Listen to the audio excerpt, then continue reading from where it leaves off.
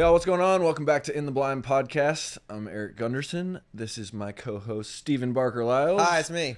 We are of the band Love and Theft, and today we have one of our best friends in the business. He moved here with Stephen to play country music. They've got a long history together. We've got a long history together. Me and Stephen probably wouldn't even be in a band together if it wasn't for this guy. Y'all make welcome Mr. Canaan Smith. What's Hi, up, Canaan. guys? How we doing? Good to Glad see you're you. here today, It's good to be here. I'm impressed as hell with this thing, man. This looks awesome. Thank you. It's Well, been- I'm not surprised, but I am impressed. Oh, well, thank you. Everything you put your hands to is awesome.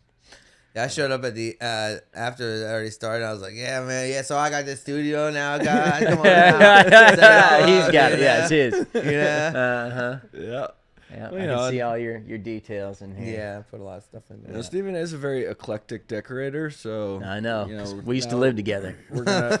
I know he's got quite a collection of cool vintage lamps and other cool stuff. So Yeah. hopefully, we'll get some of that stuff in I'll here bring at some it in. point. I'll see. I'm pretty busy right now. Had a pretty banging MySpace page back in the day, too. I did. Yes, yeah, that you was did. good. I did. Thank you for Re- saying that. Yeah. You were in my top 8. Oh, I was? Yeah, you were. Yeah, We you were stayed. talking about that the other day. It's like we all had to be. We didn't realize it, but we were the original coders. Totally, bro. Because we could actually. That was the only thing you could That's actually right. change That's was right. your MySpace page, and you had to write some Yeah. HTML Yeah. code and.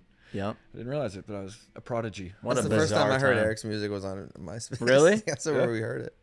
What What do you was think it? about this guy? Oh, it's pretty It good. was kind of cool doing it that way, to be Dude, honest with you. I thought so. No, I think mean- something like that should come back. It's I mean, it's as such big as social overkill media now. is now, it's like that was the original. It felt was, like yeah. that was the first thing that had a music player on it. And Yeah. you could actually. I mean, I think Taylor Swift heard our music for the first time on MySpace. Really? That was the only place it was before we blew Yeah. it out. Yeah. Yeah.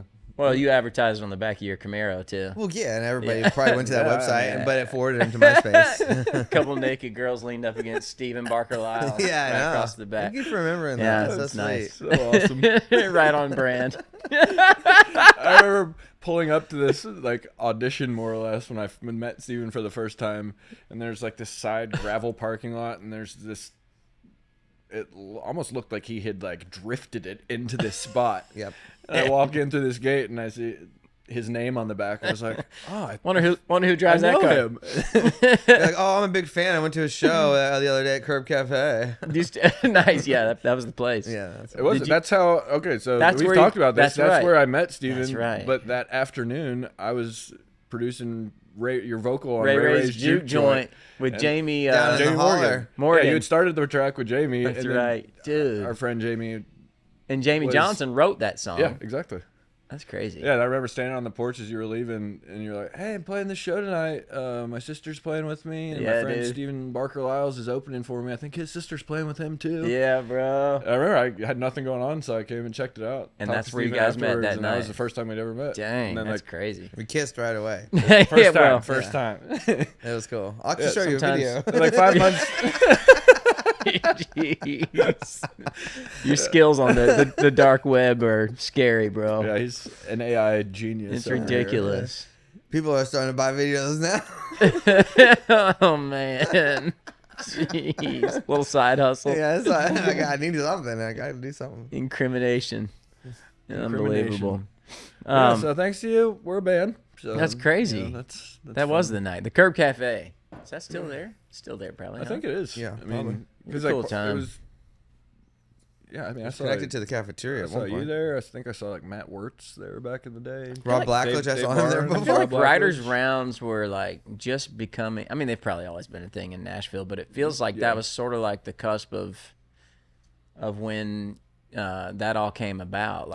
There was the one at the Commodore. That's Yep. I was Oh, yeah. literally about to say Commodore. Yeah. Yeah, Dumb. Debbie Champion, right? She's the one that booked that. Yeah, that's right. And then obviously the Curb Cafe was a good spot. Bluebird's the always old been a listening thing. room. The old listening room. Because Yeah. that felt like the first place they actually built and opened as a place For that just purpose. to feature writers. Yeah, rounds. truly. Mhm. Yeah. I mean, it seems crazy. like it's still the kind of premier spot.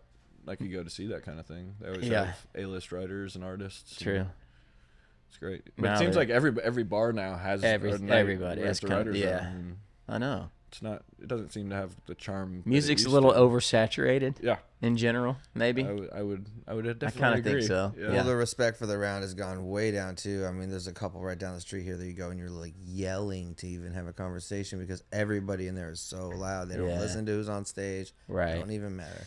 And then you know you got 10 guys in there that are in there to steal other people's song ideas. Yeah. Well, it used to be Right. any round you would go to, there would, like, when we would set one up, I'm sure you did the same thing. It's like, at least at the beginning of our career, we were looking for, you know, a heavy hitting writer that would be on there that's going to play a few hits. And, Yeah. you know, that was the cool thing about going to those. Or a publisher in the Right. You room. get to hear, you know, a song played in a way you've never heard it before Yeah. that you've heard on the radio for years. Yeah. And now most of these writers' rounds are just all people that you've never heard of, and there's a lot of really bad music being played. So, like the mystique and like the charm of it, it's kind of been lost. And I think, I mean, like I used to go to writers' rounds just to hear those songs, and then Right. hopefully discover some new cool stuff. Right. And That's true. doesn't seem like it happens quite as much as Yeah. it used to. Like you're saying, the rounds used to be for songs that were already hits. Yeah. Yeah. And now it's just kind of like, check my music Yeah, out. because even people that would come to Nashville from other cities, like they'd almost be shocked when they go to a writer's round and hear some guy they've never heard singing a Toby Keith song, and then a George Yeah. Strait song. And they're like, "Oh, that's a cool cover." And then the guy's like, "Well, yeah, I actually wrote that." Yeah. And, Yeah. You know, it opens up a crazy conversation with people also that just had no clue that there's Yeah. outside songwriters. And Right. most people assume every artist writes their own Totally. music until Totally. they come here. So even that, people come here, writers round, and it's just a different way to consume music. Whereas before there was the cool factor. Where it's like, oh shit, I heard someone play, you know, 5 Kenny Chesney songs that they wrote in a row, and I had no idea it was that guy. So Well, back in 2005, when we moved here, it was about taking your CD, your physical CD, to the whatever bar manager you would answer the door when you're, you know, went pounding pavement trying to get a gig. I remember I landed my first actual gig, and I only did it a few times, but it was on Thursday nights at what's that place called? It's right beside Otters on Demumbrium, on the Rocks. on the rocks. Yes. You remember that place? Yeah. Yeah. I That's dated so a girl fun. from there once. Did you? Me and Emily still talk about Otters all the time. Otters chicken was so love We good. lived in Yeah. East Nashville. We literally drive across Oh, every I day and miss go eat at Otters, Otters. man. Yeah. It's Remember so when we good, were that in there? sauce. We were in there that one time, and we were with Brent, my little brother. He was littler back Yeah. then, and we set up the whole thing to where you started yelling. Oh, at him, yeah. like you were his dad or his brother, like yelling at him, just treating him like a piece of Just- shit. yeah. Like you were like, And oh my people gosh, were I'm like so so disturbed, man. People were so concerned. If you were to do that now, you'd probably get arrested. Yeah, no and doubt. I Have know. Child Protective Services I called know. on How you. does how's your comedy surviving these days with all the woke I'm still letting it rip. I got some great new jokes for the elevator rides. oh, yeah. Yeah, I've been nailing those lately, so it's going pretty My good. favorite was during after COVID when people would still wear masks, or now that people are starting to wear them again. in their cars driving by Yeah, themselves. exactly. Or swimming, you know, taking a shower. Like I didn't realize that these people that were so against waterboarding would actually be all for it now. But Right. That's Steve hilarious. will look at him and be like, "Man, I'm really sorry you're not feeling well. I hope you get better soon." Like, At the airport, as I'm walking by. Are you serious? Oh yeah, right. We're like getting on the airplane. Hey, I'm really sorry you're not feeling well. Oh, or just my instead of walking God. like across the concourse and yell out, "Oh, they must be not feeling too good." Oh my God. Unbelievable. I love that about you. Yeah. Yeah, his you. his dark humor is It's pretty it's still thriving. It's just Yeah. might be received slightly It's on different point than- too. than There's it always used to. truth in it, just enough. That always it's like, is. you know what I'm saying? That's what the Yeah. great comics do. They just tell the truth. Little passive aggressive. Yeah, But you yeah, really yeah. can't tell. You're Yeah. like, wait a second, was he Yeah. trying to be nice, or is he mocking me right now? Yes. And you never really know. Yeah, quite a skill actually. Thanks for having me is. over. Well, we've So- talked about enough about us. No, What have you got going on right now? dude, I'm still playing shows for the season. I just got back Nice. from Maine, and it was you guys just played there. You said too. Yeah. It's Eric's so wearing pretty a up there, Maine dude. shirt. Eric's Church, one of our favorite Eric's bars Church. to play in That's Wyndham, amazing. Maine. Our friend Kenny owns it. Nice, Kenny. Good spot. Our friend Jeff Hodge is the head of H&R for this bar. He's really not, but if you knew this guy, you'd be like, that guy's the head of HR.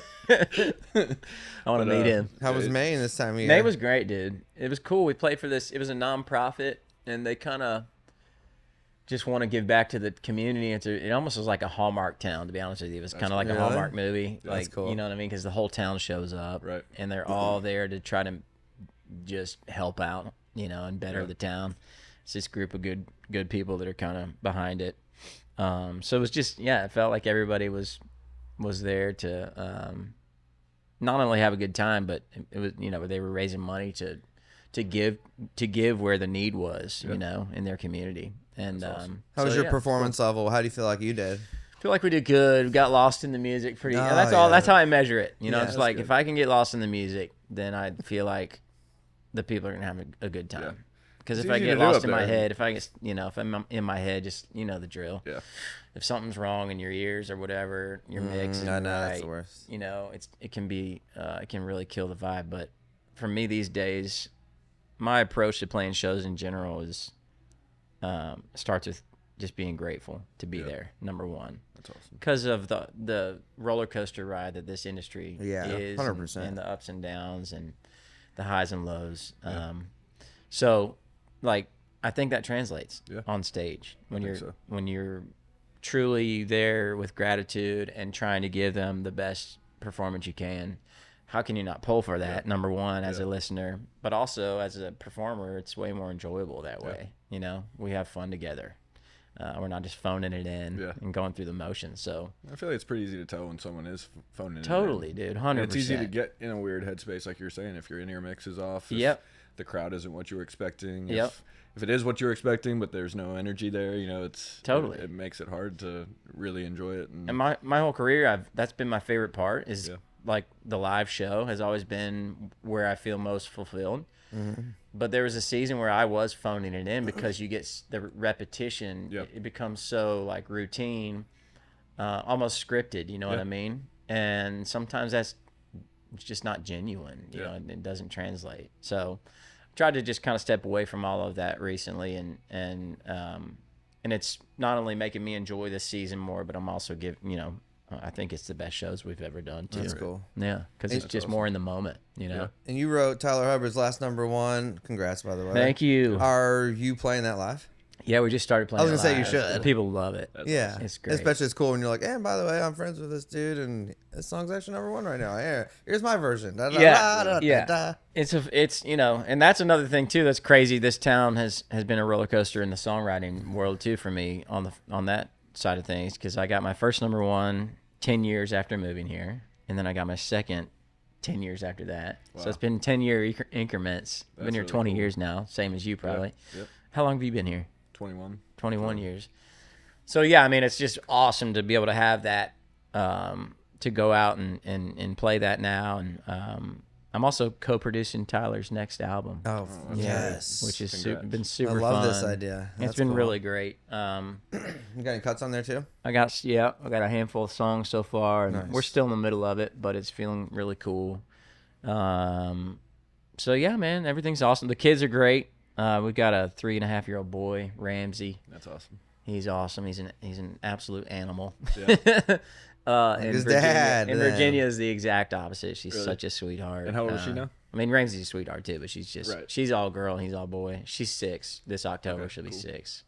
She's a Halloween baby. Yeah. So we have Halloween birthday parties. It's awesome. So much fun. Yeah. Hayes is a July 4th baby, so that's so fun too, dude. A massive celebration for his parties. And he thinks the fireworks are off. This was the first year he was like, Dad, if today wasn't my birthday, there would still be fireworks, wouldn't there? What the heck's going on? Finally put it together. Yeah. I was like, yeah, but think about it this way: for the rest of your life, there's always going to be a party on your birthday. That's right. That's right. The whole world. world. I'm a Christmas baby, and I do not get a party. I know. Well, you are. That's right. Jesus gets the party. That's right. Well, your birthday was yesterday. Mine was yesterday. Happy birthday. Thanks. 43. 43. I'm calling it my Richard Petty year. He was number 43. Yes, he was. I pulled for Kyle Petty early on when I first got introduced. Mellow Yellow Cars. Yeah, dude, it was so badass. Yep. The Days of Thunder days. Oh yeah. Carowinds in Charlotte, they had Days of Thunder ride. That's right. It was like been on a backwards roller coaster on one side, and then the blue side was you could ride it forwards. Good times. Fun times. Carowinds. Oh yeah. That's a cool place.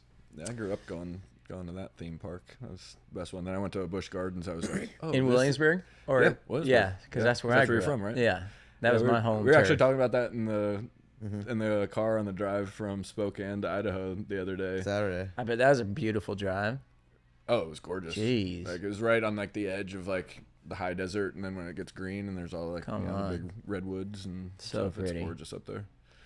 But yeah, Steven, The Both two of guys our we were guys in playing the with band. were from Virginia. Also, really? Like, Yeah. probably like an hour from Williamsburg. Hell I guess. yeah. And Steven was asking them, he was like, "Have you guys ever been to Williamsburg?" And then Vander was like, "Are you talking about Colonial Williamsburg?" Yeah, that's And the he's one. like, yeah, the I've one been and there. only. Yeah, most people take field trips there. As Oh yeah, I kids or took a whatever. trip there You when did? I was in middle school. Your family took me one time. That's right. Dude. Yeah, we went. Dude, Yeah, our that's family would right. take trips there, like to go just Yeah. you know. And my we do parents now. were big into that historical Yeah. stuff when we were growing up. Yeah, And it's I loved freaking it. awesome. They just dumped a bunch of money into it about Really? 5 years ago Really? to kind of like up the game a little bit on the tourism front. It's one of the best. It's I so mean, nice. They're the, what is it, Yorktown? Yorktown, Jamestown. Jamestown. Yeah. I never and, got to go to your Busch Williamsburg. Gardens though. I was always sad about that. You didn't. You Never wouldn't got go. to go, no. Well, we got to go. We did Tampa Busch Gardens. Yeah. so- Oh, yeah, you grew up in Tampa, so Yeah, you got to but go Busch to that Gardens is one my a lot. favorite. I just played a hometown show. Did you really? About 3 weeks ago. It was How was so it? cool. Was it? Yeah, it was Yeah, I great. saw that come up Is on that your the first time schedule. you've done that in a while? No, I played one last year too, you actually. But this one was kind of like even more community based because it was the 25th anniversary for this indoor sports complex that I used to work at. That's awesome. I know the apartment in Nashville. complex. You remember it? Yeah. Yeah, Williamsburg Indoor Sports Complex, the Whisk, celebrating their 25th. Mikey's and- girlfriend at the time worked there, or something like that. We went up there or something. That's hilarious. He was at the show. It was, Yeah, yes. yeah. That's really cool. But it was just cool to see all the old faces, the old coaches, the old teachers. You know, the whole town turns up for that kind of stuff when there's Some people purpose never behind leave it, you know what I places, mean? man. What'd you say? Some people never leave. Some people never leave, Yeah. and that's cool too. Yeah. It's a great town. I mean, if Yeah, I there's if some I wasn't towns- doing music, I'd probably live Yeah. there. To be honest with you, because it's such a great town. I feel like there's some towns like you go to and you visit and you understand why people don't leave, and then there's others Yeah. and you get to them and people stay and you're like, Why are you "Ah, here?" I've definitely gotten out of this Yeah, one. Like, totally.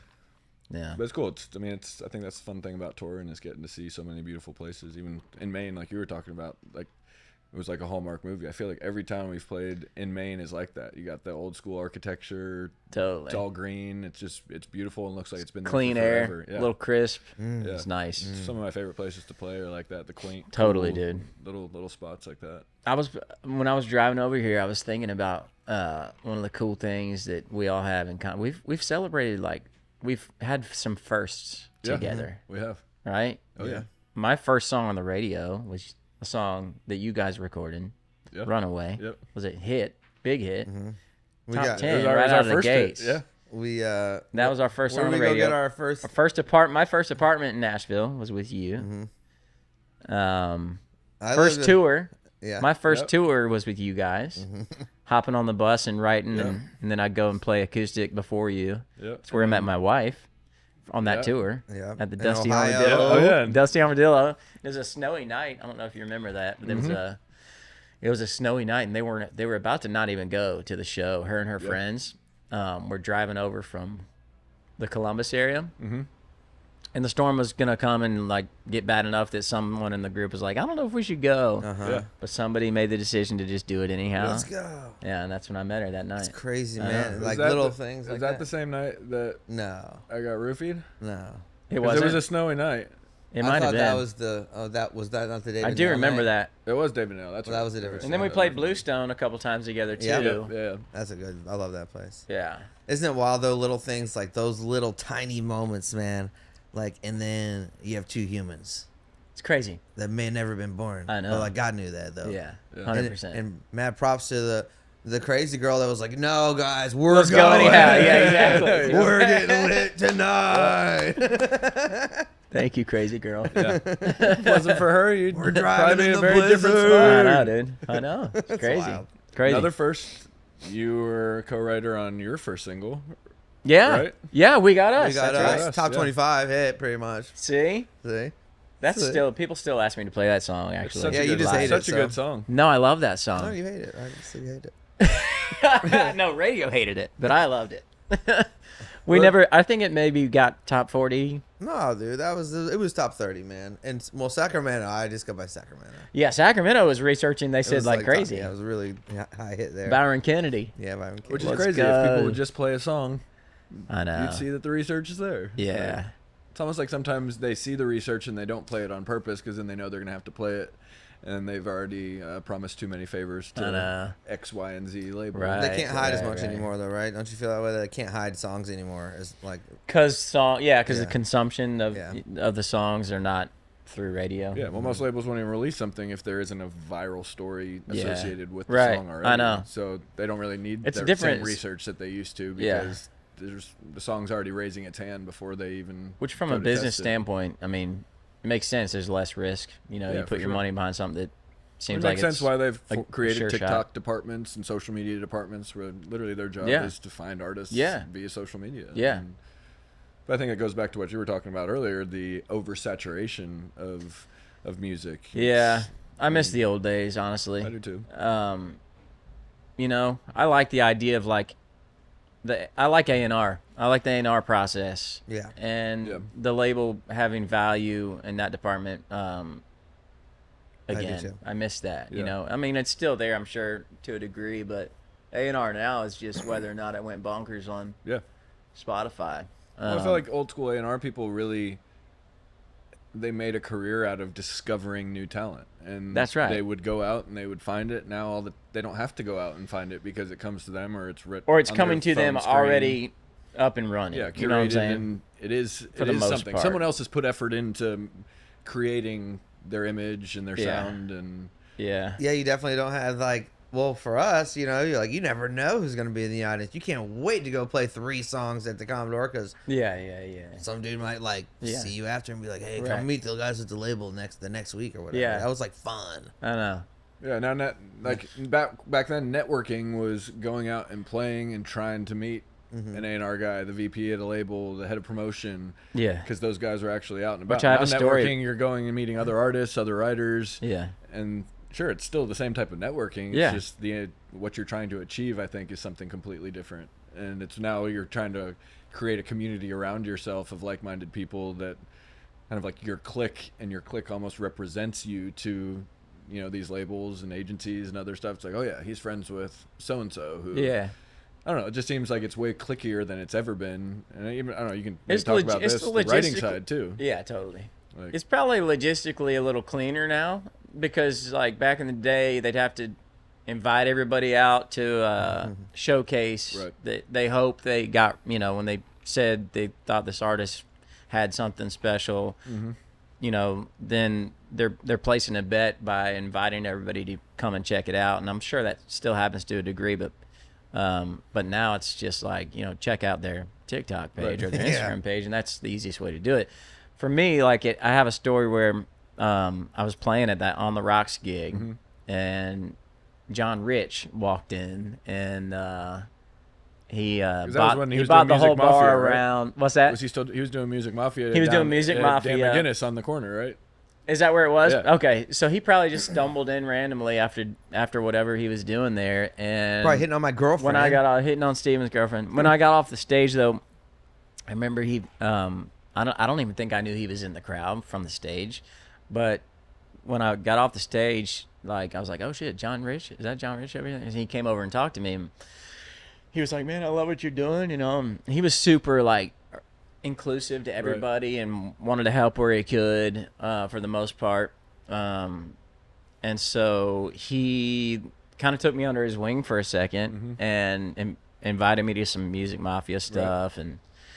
But long story short, he set up a showcase for me out at SIR for me to play. Oh, I didn't know this. Yeah, with a band that, whatever players from Belmont I could scrounge up at the time. And Chris Tyrell, did he play on drums? he probably did, That's honestly. what I'm talking about. What an amazing drummer. Yeah. But yeah, I wasn't ready. I think what he saw on stage at Otters or on the Rocks was probably something raw, and which is kudos to him for seeing the raw talent that he did. But at the same time, like, to my point about the logistically cleaner to just look at their MySpace their TikTok page to see if things are popping or not. Like, he invited a bunch of people out to SIR, to go and see the show, which didn't go that great, and I didn't get any deals from it. And he kind of, like, the heat died down after that. And then I just kind of found my own way. So he gave you a shot and you just But he blew gave me it. a shot and I wasn't ready, essentially. But I think I think that's still the case today, even though people can get in front of, you can be seen a lot quicker these days, but you still, at some point, are going to be on a stage in front of a crowd with important people watching. And that, that's kind of a tell-all moment right there. For me, I wasn't ready at that time. Yeah. But it took time. It took the failure for me to actually go back and learn how to control my emotions on the stage, learn how to breathe as a singer, learn how to, perform. Yeah. And so nowadays I feel like that's still the most important thing, that they're going to be thrown into the fire one way or another. All the new artists, so as it shakes out, it's the ones that can really hold a show, hold a crowd, And I think that's probably the hardest thing for most TikTok artists to do. And I think a lot of kids were getting discovered on TikTok without having videos of a live performance, besides them lip syncing in front of, to their track or playing an acoustic kind of thing on their phone.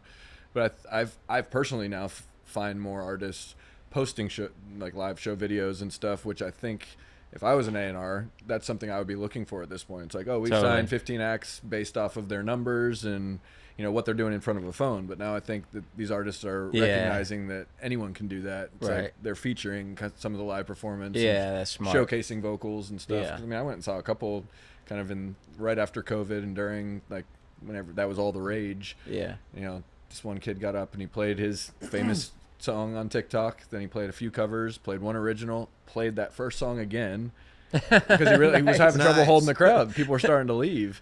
And then by the end of this hour-long show, the room was pretty much empty. Give the people what they want. And then he closed the show with that same song again. Let's go. I mean, it's like, great idea. That's awesome. But I think those are fewer and farther between now than they were at that point. I think people are realizing, like, okay, you have to show some level of talent and authenticity in what you're posting. And I think those are the people I would say are getting snatched up these days more so than they have been in the last 5 years. I could be completely wrong. But well, you might be right too. I mean, perspective. It's I try like. I feel like the lowest low in my creative career so far was when I was looking around at what other people were doing and being disappointed that I didn't have what they had, or that they were getting a look that I wasn't, an opportunity I wasn't. And so now, like, for me, I know that the action is on your streaming platforms, on your TikTok, on all that stuff, but I'm not capable. I know I'm not capable of being in the game on that level and not and still coming out unscathed, like, mentally.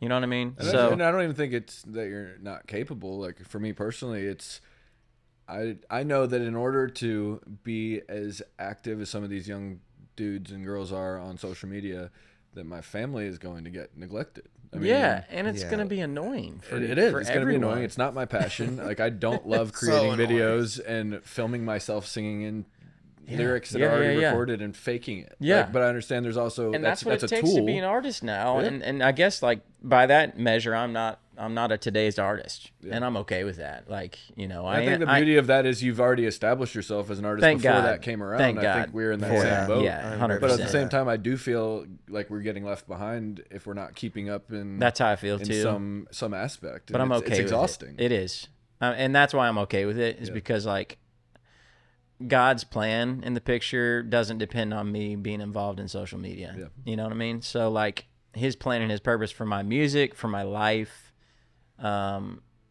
is fully going to come to fruition if I allow Him to have the reins. Right. And in the process of doing that, I'm free from measuring myself up against other people. I'm more creative because I don't have to play the game that everyone else is trying to play. Right. So I'm able to just kind of, like, release myself creatively. And everything's more in balance, way more balanced. And there's gratitude because of it. Like, I'm more grateful that I'm still in the game on the go out and play shows level, getting songs cut level, still getting to produce music. I'm going to put out another album. I'm just getting started too, I think, as an artist, creatively speaking. Are you working on it right now, or? No. We're doing Tyler. I'm just writing songs and I'm working on Tyler stuff. But I know it's coming. I'm sure it's coming. I don't know, but I'm sure it's coming. I want it to come to fruition. I want another piece of work that I'm proud of. Nice. I think that attitude is huge. It's like that confidence to know that it's coming, in my opinion, sonically, as far as your sound, image, everything goes, like it's the most authentic version of you I think that I've ever seen. And even when I listen to the music, I'm like, this is Canaan. This is bro. Not that I don't not love, No, I We feel Got Us and the stuff that you did too. early on, or even your first number one. It's like I love that too, but it shows a different part of you, a different side of you. And I think what you're doing now it's a journey. It's you. Thanks, dude. It's a cool. journey. That's been a hard thing for me. Like, to just be myself has been hard. And it hasn't in any other area of my life except music.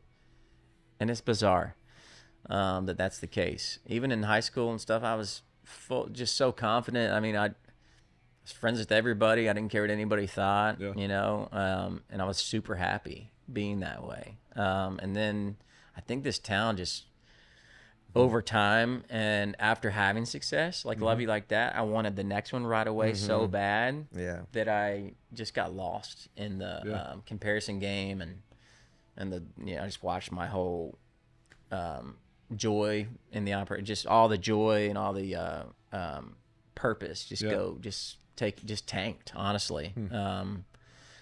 And so stepping away from that is what I had to do. I walked away from a major record deal. I asked if I could leave, and I still am like, damn, I can't believe I did that, to be honest with you. And some days I'm like, man, I wish I would have never done that. But mostly, like 99% of the time, I'm at peace with it because of where things landed now, where I am now. But in the looking back at it in the moment, I think it's evident I was really lost. Yeah. Because I you wouldn't go in and sit down with Mike Dungan and ask if you could leave unless you felt pretty lost. Yeah. You know? Especially knowing how many people are dying to get on that roster. And jealous of that spot. Yeah, man. Yeah, totally. I mean, it was an incredible roster, incredible team. We had a huge song together, and we were in the middle of another one, but I was impatient and I was jealous of other people's tempo, how fast theirs was seeming to come together, and mine was just more of a drudge, like an uphill climb, it felt like. And you're on a tour bus, and you're just like, I didn't have a family at that time either. I just didn't really have much to live for except to win. And I don't know. I don't know if there's a lot of happiness in that. You know what I mean? Now I want to win where it matters. Yeah. My faith, my family, and the music is better because of it. Yeah. I'm not on a tour bus anymore. It's too expensive. Yeah. I can't make money that way. Yeah. I know my market value from a hit and a half, and I go out and get that however we can on a plane, train, or automobile, and we come home. And I'm only gone 36 hours usually. Yeah. So I'm getting to do what I love. I'm still in the ether enough to have a career, and I want God to steer it more than ever. I want what He wants. Because I don't even know what I want as far as an artist career goes anymore. It's changing so fast. I'm not in the game on that social media level like we were talking about. So whatever's going to happen next is going to be because God wants it to happen that way, and I'm cool with that. That's awesome. If I can make a career and support my family and juggle all of that simultaneously with the priorities in the correct order, then I don't need anything else. I'm not hungry to be famous anymore, which I think I was for a while. I don't know why. Yeah.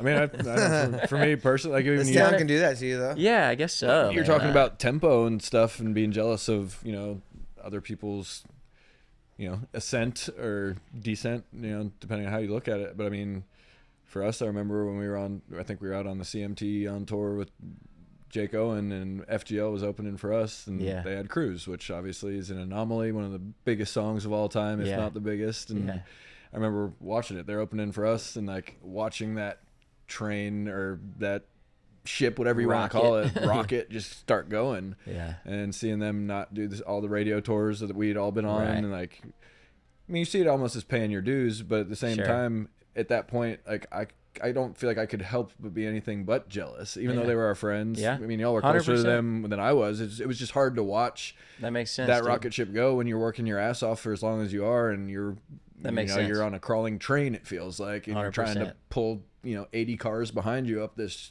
hill, and so to watch an unburdened thing just fly past you. Totally, bro. It's a kind of kick in the nuts and a bit of an ego check at first. And Yep. then I realized very quickly, like, being jealous of other people's success is It's toxic. very toxic. Yeah. And it becomes a cancer, and it starts to eat away 100%. at you. And then it is almost impossible for you to be grateful for the success you've had because you Totally. can't even look at it because you're so focused on what the person that just blew by you is doing. So we just drank through it. Yeah, right. That's an arrogant idea. No, seriously. Well, that's Yeah, seriously I mean, 100% the truth. That's and I'd say tell that story to lead to this one.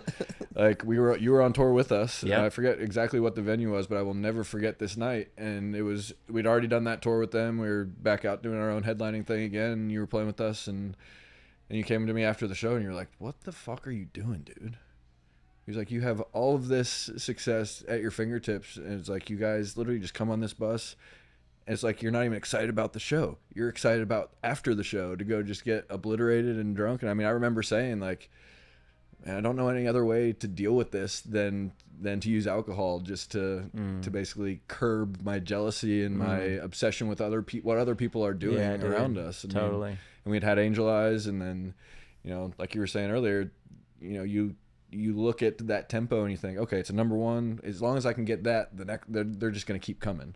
So then, okay, you see the formula. People put out a song that goes number one. They have a new song out immediately, and they ride that momentum. And we waited almost 3 months to put out a single after that. Yeah. Well, We didn't. didn't. The We didn't label, wait. the Right, label yeah. was. So I'm literally sitting there thinking, okay, this was my only goal, was to get a number one record, and then everything would take care of itself. Yeah, right. And now what I see everyone else doing, Yeah. we're the only act on the radio right now that isn't getting that same treatment. Right. We're not doing that same thing. Right, and, right. and looking back on it, I think it was probably a God thing. And I mean, it definitely was. I mean, I look at our whole career that way, my whole life. But Totally, bro. I'm fairly certain that God knew that I was never going to be a good steward of this success and the platform that I had. Maybe not at that time. At that time, there was That's no way right. that I could That's be. how I feel too. And I feel like in a sense it might have been pulled away, like, all right, you need to get your priorities straight and Totally, recognize that bro. you are in a position that millions of people would absolutely give an arm for. I mean, there's a lot of things that people would sacrifice to be in that role that we were in, and I couldn't even be grateful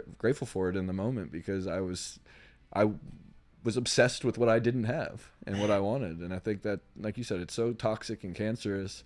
And as soon as I quit drinking and got some priorities straightened out, it was like, okay, things didn't start moving like we would necessarily want them to, but I was able to appreciate those successes and truly be grateful for opportunities that, it was still what I had always wanted. Yeah, and 100%. I just couldn't see it for what it was. That's And right.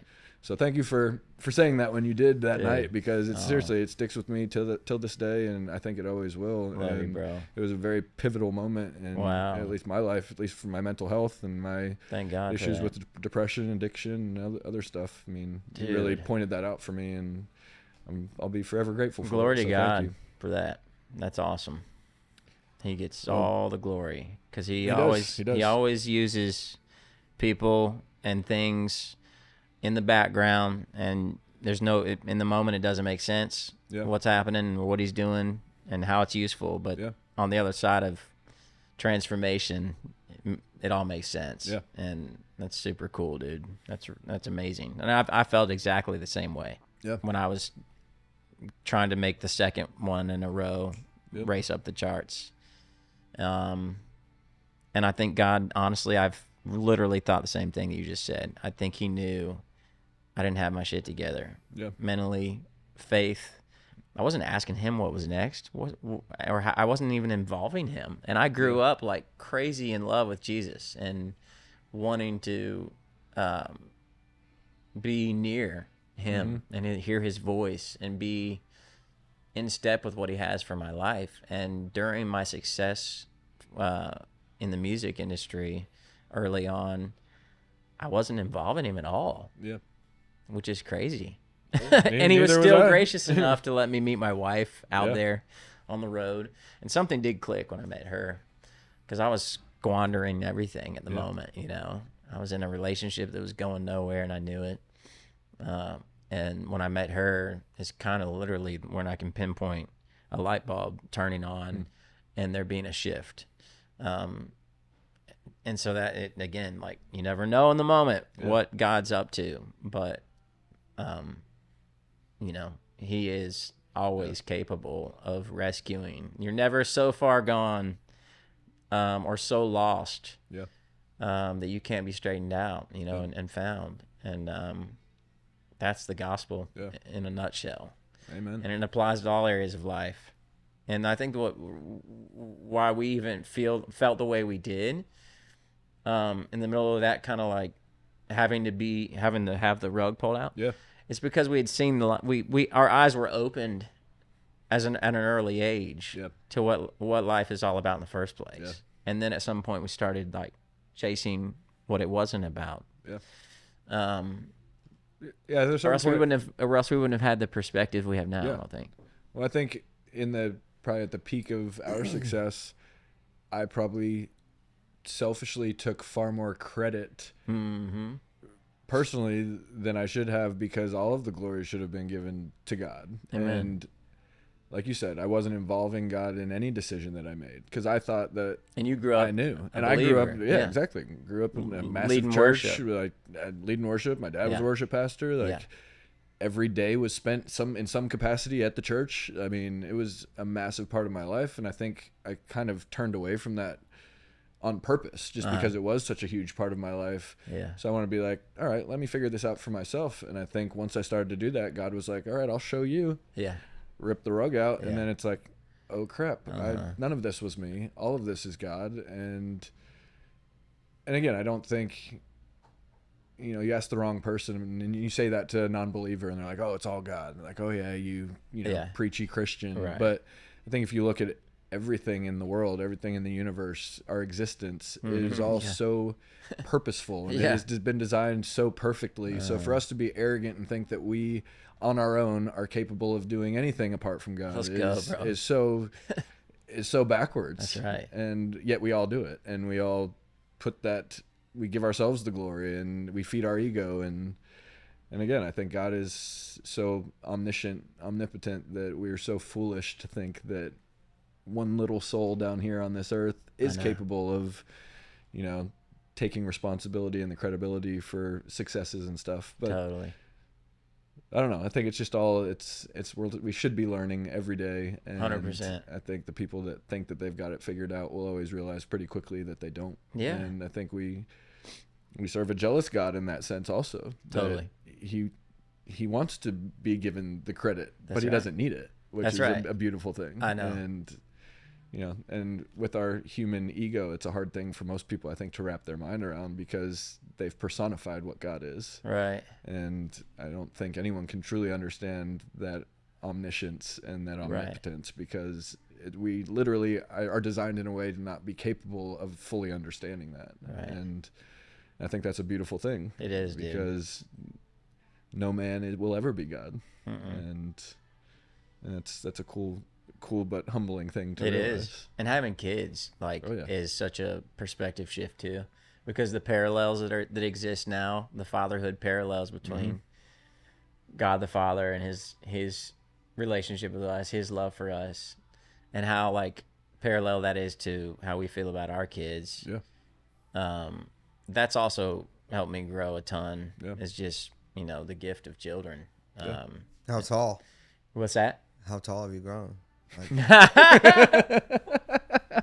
Well, these boots help about 1.5 inches. But yeah, I think that's that's also a reason why I'm on the other side of the battle right now.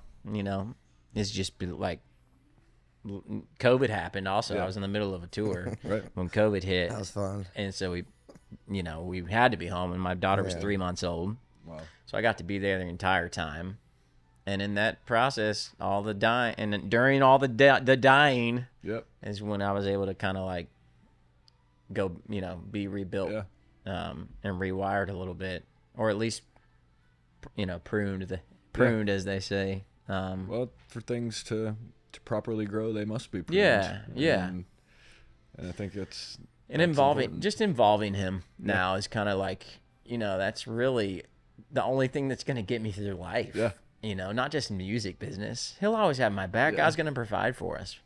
That's a given. Yeah. He never has, or he's never not, right? Yeah. So. And even that's a cool point. never not, even when you think that he isn't providing, or what Yeah. you've asked for, what you're begging for, what you're Yeah. praying for, you don't get. Sometimes the biggest gift is not getting what it is that you 100%. wanted, because what you wanted was totally ego driven, even if it seemed to come from a, you know, an innocent place. 100%. I mean, it's wild. God knows what we don't. Yeah. And I was way before we don't know it. Exactly. Because I was honestly like down and out, thinking like I was literally on my phone looking for jobs. Yeah. A year ago, 2 years ago, Mm-hmm. for real. Because I was in a transitional time. I didn't have a publishing deal. And I didn't know how much longer my booking agent, would be bringing to the table what would allow me to live on. Yeah. And I just was again a little bit lost in like, is there another chapter to this whole thing? And fast forward, it only a year and a half later, and I'm back in the game. Like he's been so good to me to still let me do what I love. It's incredible. But on his time. Yeah. With his purpose. So I'm having more fun than ever writing songs, playing shows. I feel like the balance in life is dialed more than ever too. Yeah. And I'm so proud of this guy, because you're learning balance right now too. And Thanks. and that's not an easy one, No, for people who are it's like, not. especially like, I mean, the music industry is all consuming, right? Like to want to chase it and to do the thing, it can be pretty all consuming and self-centered, it's just the nature of it. Yeah. It's like, how do I make me more, how does that's just that's kind of like the approach anyhow. Yeah. It's like, it has to be all about you. And I spent a lot of time, where I had a team of people helping me make it all about me, Right. And as that got stripped away through coming off the road forcibly with COVID, like all those things started, having to, sounds so ridiculous, but having to take care of all the bills and the paperwork myself, and not a business manager doing all the stuff for you. Growing up, owning your shit, and being an adult, number one. And then music can fit into that picture later, however it's supposed to. But like, it was time to adult. Yeah. Is what it feels like. Yep. And thank God for that, man, because I don't know that I would have been adulting enough to feel like Christy was getting what she needed me to provide, out of the equation, and my kids were getting what they needed. Right. So, yeah, I still love to have fun and all that stuff. I think but we all do. Right? It's nice to have more purpose than music. And I think that there for a while I forgot that my purpose isn't music. Yeah. It's what I do down here. Right. But the bigger picture, and that I try to take on the road with me and make sure I convey to the crowds, is that there's purpose in the moment. Yeah. Beyond, wow, the glitter and the glam and the fame and the Right. that ain't for me. Yeah. It's not rewarding. I was on the mental health side, like I think you were saying, it has to, you have to approach it, and it's all about you as an artist. I think you have to believe in what you're doing enough. Yeah. And there's a healthy amount of ego that everyone has to have. If Yeah. you want to do this job, you have to have a certain level of it. Yeah. But then we all talk about the fine line between being a narcissist and not. And then, you go to a counseling session, and it seems like these days everyone's talking about narcissism and cluster B personality disorders, and everyone is very quick to blame everything on that. But in this field, I think you have to have a certain amount of that. So like how do you kind of navigate what's healthy and what is not healthy? Yeah. And finding that That's balance. right. Like you said, Stevens, I'm trying to find balance. I'm trying to find balance. Yeah, it's a hard thing. So how do you do that? And do you have things in place that you kind of markers that when it gets to a certain level, you're like, all right, I need to check myself, or because I know I do. And I've tried to put more of them in place. Nice. So I'm not blindsided by myself in a sense. Like be proactive about it and know. That's a great question. I mean, it's usually my wife. Yeah. You know, I'll know if I'm in the zone or not, Right. based on whether or not there's too much, like an unhealthy amount of attention being given to something else. Like during the record process, when there's, those days are long and like you're just like nonstop working and it's just how it has to be. So like on that side of things, there's a season where that makes perfect sense, and that's not narcissistic. You're doing the work, Right. But in just like home life and self promotion, feeling the need to, I better make them look like everything's going great for a second. Yeah. And put a picture up that shows it. I can get caught up in that a little bit and feel, and I think my wife is good at helping me navigate that. I don't necessarily have like a what'd you call it? Like a marker. A marker that I look for. I just kind of know it because I'm consumed by it. If I'm consumed by it mentally, then it's too much, Yeah, and I find like one of those markers for me is that feeling. Like when I feel like, I find that when I'm anxious, when I'm depressed or down about something, I will look to social media for validation. So I'll try to post something that I'll make a post I haven't made in 6 weeks. Yeah. Because I need something to feed my ego a little bit. And then that usually is, as a result of my own brain, my own mental health that is not probably in the healthiest spot at that moment. Yeah. And I'm needing that. So that oftentimes allows me to take a step back and be like, all right, what was your purpose for wanting to do that? Were you actually trying to promote something? And you find out. You just need a little dopamine shot. Hit to try to get yourself back up to even. And the answer is probably yes to both. Yeah. Because there are, you got to promote your shows. Right. But there's also, like you saying, like there's definitely times where I feel like I just need to not be forgotten. Yeah. I need to make sure they know I'm still here or I got things going on. Right. And that's, from a business perspective, it makes sense.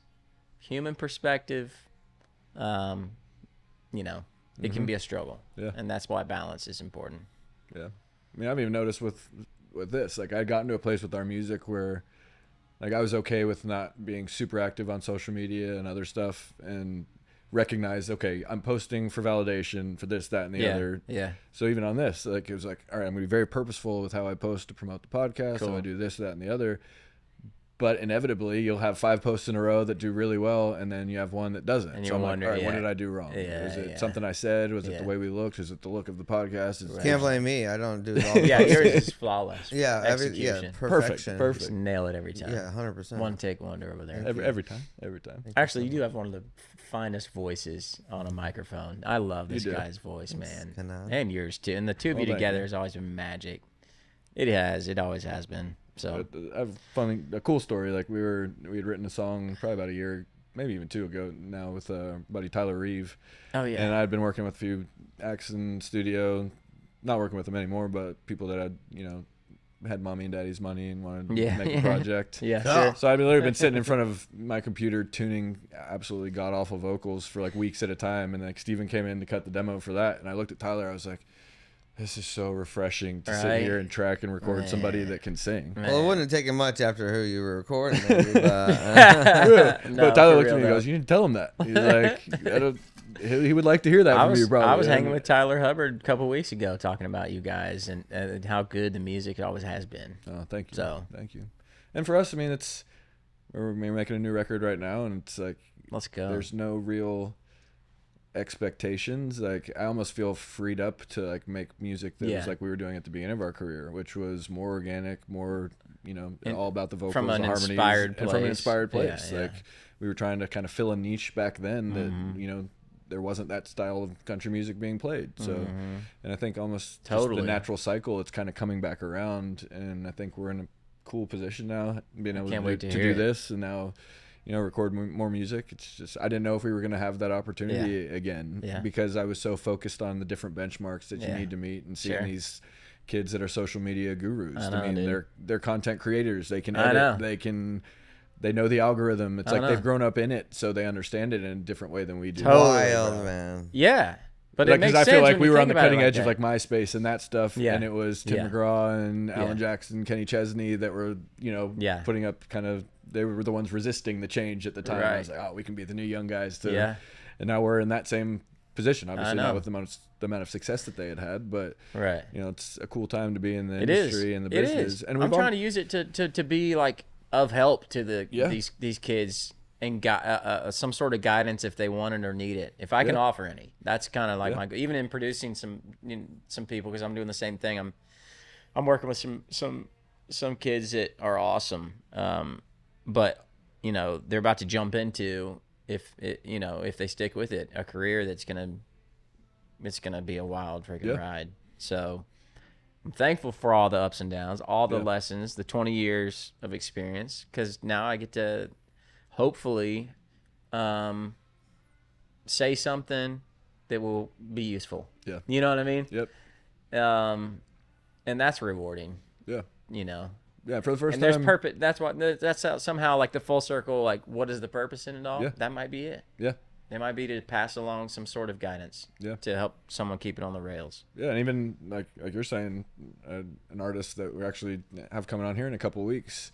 I was able to do a couple songs with him, and he straight up asked me for advice. He's like, "What should I do? Like, this business seems so crazy. Do you have any advice?" And I didn't really know what to say as far as things that he could proactively do, but I could look at our career and the mistakes that we've made and be like, all right, you seem to be doing this great, this great, and this great, but you're kind of following in our footsteps and this side of it. And if you keep going down this road, there's a good chance that you're going to get railroaded because of your approach. Maybe if you approach it this way, do it differently than we did, you'll have some success. And this person came back to me and they were like, don't take this the wrong way, but I did the opposite of what you guys did and had a lot of success. So he's like, I never would have done it that way if you hadn't given me the advice that you did. That's awesome. Even simple stuff as far as like, okay, don't try to get in a tour bus is like your first big thing. I was like, sure, at that level, that's like one of those markers, like makes you feel like you've made it. I was like, you're quickly going to realize that it is a money pit, and you could have made so much more money if you'd not, driven around in the lap of luxury. So even small stuff like that. I passed on them one thing about the level of busyness, because a lot of these new artists, before they even have deals or songs on the radio or anything like that, they think they're so busy, right? I'm like, you don't know the first of it, man. And then add kids to the equation. You have no idea what being busy is. So it's like that kind of stuff's cool to be able to. I mean, I wasn't being a dick about it, and like you don't know what busy is. I was just like, make sure you just remember to leave space, because it was an event that someone was looking for an artist to play this nonprofit fundraiser, and it was going to be a room full of people with deep pockets, and this is new artist that I thought it'd be a great opportunity for to get in the room, not only to give back, but also maybe make a connection with someone who could actually help fund some things. And they were busy doing something else that didn't really matter, right? And so I kind of like was able to hopefully just make them remember to check their priorities a little bit. And I wish someone had done that with me a couple of times. So hopefully it'll be useful. That's awesome. It's a cool thing to be able to take all of our experiences, good and bad, and be able to share that with other people. And it is, man. We've been through a lot. We have. Oh my gosh. We've been through a lot. Yeah. People tell us all the time, like, Still going through it. Still going through it. You guys should write a book. And I always think, I'm like, well, who would care? But then even having conversations like this, it's like, we should all write like a manual. It'd be so fun, dude. Do you remember that one? This is totally random. You remember that one time that show at the Bluestone? You guys had a DEA agent fake arrest someone. What was that guy's name? Remember that? Yes. And was it Rob? Was it Rob Blackledge? It's the dude with the beard that you did that Santa too? Claus every year. Yeah, in Columbus. He's one of our great friends. Why am I blanking on his name? But he's a cop or was a DEA he was agent DEA, or something. like deep undercover at that point. Yeah, undercover. Yeah, that's right. He used to go into jail and like fake And be you a guys prisoner and staged. stuff. Was it Blackjack Billy that you staged? Yes. It's actually probably good that we can't remember his name, because I don't want to out him as having been like undercover. It was Jamie. Jamie, No. yeah, Jamie. Was it Jamie? It might have been. Either way, that was so funny. Those kind of stories though need to be told. Yeah, A he's book still would be he's still great- good a friends with great Hank. That guy's actually managing a couple country artists. Is he really? Yeah. That's great. Yeah, I saw him out at Scoreboards out to Nashville I wonder Palace. if Hank still owns the Blue Stuff. He does, yeah. Sick. Yep. Need to play there again. Yeah, It's a good that was town, man. Good time. We got married in that town in Columbus. It's a good town. It is a good town. It was one of the best markets for us. Our whole Dude, why career. is that? Like, Ohio just loves country music. Yeah. I remember that being one of my favorite places to play all these years. Early Yeah, on. like country jam or country concert, whatever that one is in huge. Fort Laramie. Huge. Like the saloon stage is one we played. We played the big stage there a couple times, but Saloon the stage is was rocking. the best. Yeah, I thought. dude. I mean, it was most rowdy. They do have some great festivals up there. Tons of hot dudes I remember up our there, bus. too. Our bus was parked behind it and slid into that little lake when we were trying to. Really? Leave. Yeah. Oh, I shit. forgot about that. That was fun. You seriously slid into the Yeah, I lake? did. There's It like was a this whole retention thing. pond right behind Holy it, crap. and there's like this gravel like built up thing with the gravel Tractor had to thing. pull you out or something? Yeah. Eric remembers all kinds of crazy Dude, stuff. isn't that good though? Because I got guys on my team who remember the details that I don't remember, and then we'll sit and talk about it, and I'm like, really? What? And act like These days I I'll walk honestly don't into a room remember and it. forget why I even walked into the room, yet I can remember like the craziest details. Even being as drunk as I was back then, Nice, like dude. things still stick out Yes. in that regard. So It's good to have somebody like that on the crew. yeah, it is. 'Cause the and I stories enjoy need to be like told. going back and looking at photos and stuff. Totally, and brother. Of all that, and then that kind of helps jog my memory about Yeah. certain things. But Yeah, he'll send me a picture, like a text, of like a picture like 13 years ago. I'm like, where did you find that? He's like, oh, I just found it on my phone. I'm like, bro, how long? Must have taken me like 2 hours to find that picture. Like, And another 2 to edit it. yeah. Well, I still also have like all my laptops from back then, like when you'd sync your iPhone because you had to back then with your Yeah. phone, so it would Oh, download yeah. everything off of it. And Yeah. I keep everything. So I've 20-year-old Everything, laptops that have like pictures from that Taylor Swift tour from stuff. So I always go back and try to Yeah, find. y'all toured with Taylor Swift. That's crazy. Yeah, it is wild, kind of thinking about that. Wow. I mean, I literally, came and probably saw one of you play a show with her Yeah. in Chattanooga, I Yep. think. Yeah. Yes. And that was wild because you Yeah. could tell right out early on there was like That was a thing. storm coming. Oh, yeah. You know I what I mean, mean? like we were Yeah, talking, it it was was like what you hear about like the Beatles fans. It being real- like it back in the really day. was. Not for It us, was for her. crazy. Like, Yeah, I it know, was, it We were crazy. just there. we just It got was to crazy. benefit from it. Yeah. Every night. And literally, she'd be signing, and she'd send everybody down to us because we were set up 50 yards down the concourse. That's awesome. But I was mean, cool. she's the one that told us back then. She was like, "Go meet every single fan you possibly can. You can't do this without your fans." And have a front seat to watch how she did that from the Yeah. very beginning, Dang, and then to dude. be now one of the biggest know. superstars of all time I and know. in the world. I mean, It got crazy. so crazy for her that she had to quit signing, so it was just us. And then you saw the people that would like wait outside the bus, and we'd sign after the show, load our gear out, and there's still little girls there with their grandmas or moms or whatever, like at midnight, still waiting to see if they can maybe catch a glimpse of her Wow. walking. Isn't that crazy, Yeah, it's man? wild, dude. Wild. That is bizarre. yeah, and I feel like back then there was still a little bit more mystery. And, Totally was. And because she And that's kind of probably came at the part of the very reason end why. of that. Yeah. That was happening Yeah. like that. Hanging around till midnight, hoping you catch a glimpse. Yeah, because it's nowadays not like, you oh, well, I just- can just go on my social media And look and see if exactly she what ever she's did come doing. back. Yeah, Like, exactly. Oh, where's she eating lunch today? Somebody Yeah. posted it. Let's go find out. Let's Right. go stand outside. Yeah, so Everyone it can was be cool to see paparazzi that. now. Totally. It's wild. That's right. Yeah, because people had flip phones back then. I remember like that Oh, was the yeah. year like we had like the first iPhone. I think. Well, he had the kick. Well, yeah, he had What- or, Sidekick. uh, and, Sidekick. Yeah, And then a thank you so BlackBerry. much. He was a big My BlackBerry friend Pearl Kay, guy. thanks Kay for giving me that sidekick. Girl. That's what I'm talking about. Dude, that day that I met Steven, after that show, I remember it vividly because when I met him with Jeff Copeland and Robert Ellis Orwell at that house, after the fact, he had this white Sidekick. Yeah, he did. But the night I met him, he had it on his he had it on his It was be- like a revolver. When I met him, dude, he like had it on his cowboy belt. revolver, bro. and he like spun this thing off of his belt and was like, Yeah. hold on, flipped it up and was like typing. and I you was could like, what double is type, this? dude, like that. Yeah, you did. You I was used so both. fast. It was Yeah, like the man. Sega Thank you, man. Gamecast or whatever. So, like I was like, what's that, a the gaming thumb system? You skills. could adjust your top 8 from that phone. Wow. Yeah, I know. People were jolly. Yes. So Yeah. jealous, man.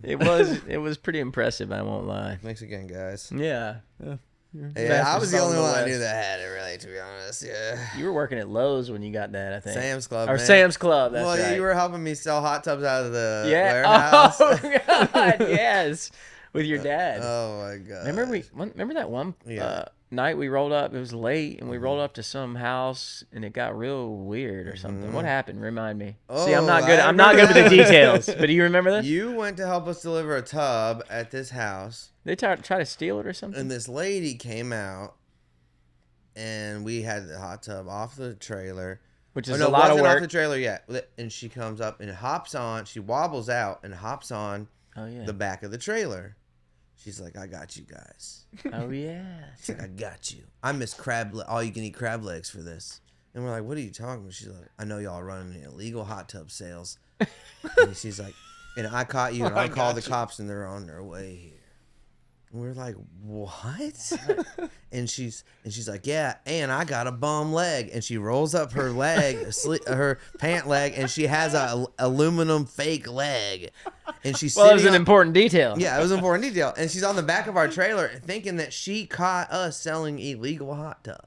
Like what? They were lined with cocaine or something? Yeah, I don't know. What was going on? And we were like, okay, we just knew at that moment this lady something was going off in the brain, a little off there. So we're like, okay, we're gonna leave, and we left. We ended up leaving. You can jump off the trailer or not. Yeah, but my dad made her get off the trailer. I remember him being like the more aggressive one, like, no, you're gonna get off our trailer. And we didn't sell the tub. No, and we left. But like, she was so excited, she just swore that she just caught us doing something so illegal, like we were drug dealers. Yeah, she was redneck, dude. Oh wow. She was over off Harding Place somewhere. We've done some jobs. Yeah, that was a good one. We actually did pretty good on that in that hot tub business for a while. Yeah, pretty good. They had a whole warehouse full. I'm looking for a new hot tub, so I've been literally trying to find people like your dad. And I asked him a couple weeks ago. I was like, "Hey, you guys got any connections?" Dude, do you remember a storage unit with a hot tub in it somewhere? How about this? We used to sing drinking songs for the special at church on Sunday mornings. As your dad was the pastor, he'd have us come up and sing songs. We would play because he led worship and whatnot, and I would drive from Orlando to Tampa. Stay with us for the weekend. And stay for the weekend. We'd go out line dancing. And we'd write songs. Roundup. We'd write 5 songs a day. Remember that back then? Certified bangers for sure. And we danced at the Roundup. Anyhow, and then Sunday would roll around, and it was church time, and your dad was the pastor, so he got to call the shots. Right. Who was the musical guest, and it was always us. And it was always our solo and it was stuff. And it was always our country stuff we were writing at the time, whatever it was. Right. She's All I Drink About was one. I remember the name. She's All I Drink About. I remember singing that Sunday morning for the congregation during the passing of the plate. Lord, she's all I drink about. How about when you sing "Home is where the hurt is"? Home is where the hurt is. It's like, man, damn. Real uplifting messages. Yeah, what are we doing? Oh my God. But that's why I love Donnie. He was just and your mom. They loved it. They let us do they it. were fostering the creativity, right. you know, and allowing us. They the were a little space. ahead of the time for that, because I feel like a lot of churches would probably let you do that now, but back then it was a little bit like, oh, you're gonna let them? Oh, I don't know. Yeah. Rebecca played the drums. I remember that. For one beat. I wish I could have seen. Oh, dude, it was so amazing. Great. And it was an electronic kit. Yeah. Rolling V drums. Hell yeah. We had Roy Haas with a big beard on the bass. Oh, Rory. Awesome. What a good dude. Oh my gosh. So we always memories. did a special. That was the best. The church special. You never know what you're going to get. No. It was ridiculous, though. And I think half the audience was like, oh, nice. And others were like, what is happening here? Thanks, Donnie. Yeah. Then the church fell apart. Yeah. That wasn't your fault, guys. It wasn't. It wasn't. No, it was not our fault. No. We actually maybe kept that it going. was part of it. Donnie was distracted, so he wasn't able to curate the type of songs that were being played at the church. You didn't have time to check the playlist. Yeah, you're good, guys. Oh, it's fine. It's fine. They'll do a good job. Yeah. Oh my gosh. Well, the Lord uses broken people to do His perfect work. So yeah. Thank you. We were good line dancers back in the day, though. Dude, we were going to the Roundup on Thursday nights and Cowboys Orlando too. Yeah, Cowboys Orlando too. Are you guys both wearing cowboy hats at this point? Yeah. Oh yeah. 100%. 100%. Yeah. Belt buckle collections. Belt buckles. The whole deal. Yeah, we did the whole deal. It's kind of like, because it was 20 years ago. It's like everything cycles, and that's what everyone's doing now. Yeah. The belts and buckles. Oh, yeah. I mean the haats and all that. But yeah, we were doing that at that phase. That's so funny. And I was working at that horse farm in Orlando. I Because I went to. that. So long story short, when I moved from Virginia, I didn't come straight to Nashville. I went to a school in Winter Park, Florida, for audio engineering first. Oh, okay. And I was dating a girl named Beth. Do you remember Beth? Yes. You do? I do remember Beth. I was dating Beth. I followed her down there to Florida because Well, I thought your parents had a house down there too. Well, my dad and I were living there together, but it was like, all right, I'll go to school where she's gonna go. Transferred from James Madison in Virginia in the Shenandoah Valley, beautiful. Yeah. After my freshman year, because she was behind me, she was a senior about to graduate. We were still dating. Long story short, she wanted to go down to Florida to FAU, and I was like, all right, I'll go down there. And if I'm gonna do that, no, I didn't even have a plan yet. I was just like, I'll just go finish. I'll get a degree down there too then. She breaks up with me like literally 3 days into school. She came home after class one day, and she goes, and I still remember the guy's name. She goes, Clayton asked me if I was single today. And I was like, yeah, okay. What'd you tell him? She goes, I said, yeah. I was like, well, damn. Okay. Well, have a nice life. So then I packed, and then I was like, well, I'm in nowhere, Florida. My dad had just gotten a job in real estate in Florida, so we were living together, me and my dad, and I was like, oh, you know what? I'll just go to this audio school down the road, and I want to do music at some capacity anyhow. So you have a degree that's a there? nice distraction. You have a degree there. So I have a degree from crazy. from Full Sail for audio. That's a good engineering. degree to have nowadays. Yeah, and it's an expensive really one. Super expensive degree for It was only 16 Are months. you still paying it off? Like a year and a half. You might still be paying it Probably off, so. man. Yeah, probably so. We had a friend that went there, was still paying it off like 10 years later. Yeah, He was on a different it's payment super plan. expensive for what it is. It was a great experience. But now, I mean, it's a cool thing that you have. Yeah. But then I was working, and after that, there was a season when I graduated that. I was like, what do I do next? So I was cleaning clubs at a golf course and mucking stalls at a horse farm, and they'd let me ride their horses for free in exchange. That's I don't around even the think I time got I a met paycheck. you. I just wanted to ride horses. Really? So yeah, and that's right around the time we met. In Live Oak, Florida. Oh, bro, we met at Colgate Country Showdown. Colgate Country Showdown. Used to be a thing. Yeah. Before Nashville Star, before Yep. The Voice, before American Idol. And they used to be Star Search, and then the Colgate bought the rights to the they name. did? It used to be Star Search I didn't even where know that. Sawyer Brown was found. Oh, wow. And so then it turned into Colgate Country Showdown. And they go and do these regional contests. Right. And one of them was in somewhere close to where he lived. Live in Oak, Florida. Oh, Live Oak, Florida. Like 90 minutes from me and probably about the same from you. Middle of that's nowhere. where we met. And And you- your brother and your sister and your dad and your mom were all there, right? Yes. And it was just me and my dad. It's you and your dad. And Yeah. Tell me some of your memories from that. Because you remember, we both played original songs. Yeah. And then And then there was this like Garth Brooks impersonator. Yes. And he was won. from there. Yeah. Oh, yeah. And he That's right. won. So Yeah. we became friends over this. We're like, man, we played our own guitars, played our own songs. Yeah. I'm like, da da da da. I was like, hey, I got my first headlining gig this weekend. You Do you want to did. come open for me? That's right. 100%. Like and within that, an little hours restaurant. of us, we bonded over our age and our music, but also the fact that this Garth Brooks impersonator, Yeah. Beat you totally both screwed playing us. original Yeah, music. the That's hometown good. favorite. Yeah, it was an inside job. It was, 'Cause totally. he got to go to And our dads- Jacksonville for our the big dads- show. Right.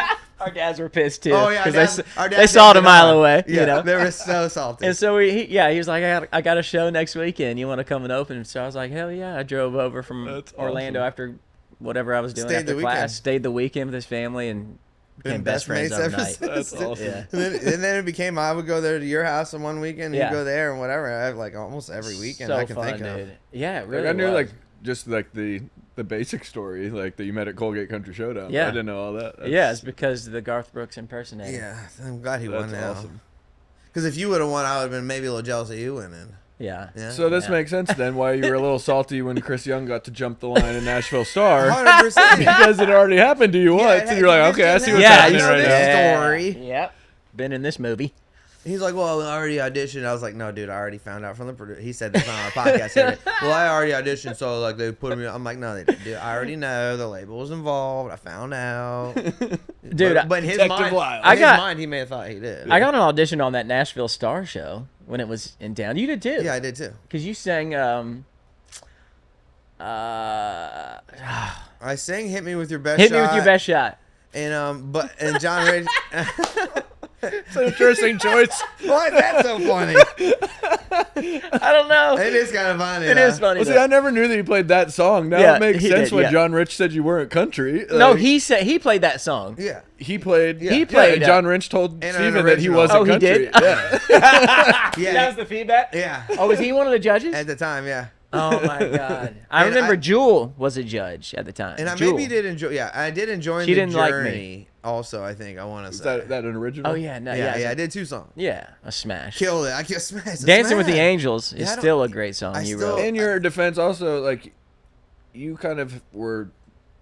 You had like a Gavin DeGraw I kind did. of Dude, it was so vibe cool. I about did. you. Like, it wasn't really But country. It wasn't country. I was wouldn't say. confusing. But that was way before. Like it had to be country to be in country. Oh yeah, at that point for sure. Yeah. And especially if John Rich is a judge. It was I confusing remember to, the first like- time I met John Rich, he threw a guitar at me across his bar, and like, if you can't play a country song, you have to leave. I was like, okay. I played Holy like crap. 3 of them, but like he was all about that back then. Yeah, yeah. The gatekeepers used to be a little bit more strict. Yeah, for you sure. know, which, you know, is what it is. But And I now like they're it better just now, to be I do honest with too. you, because it still exists. True bona fide Yep.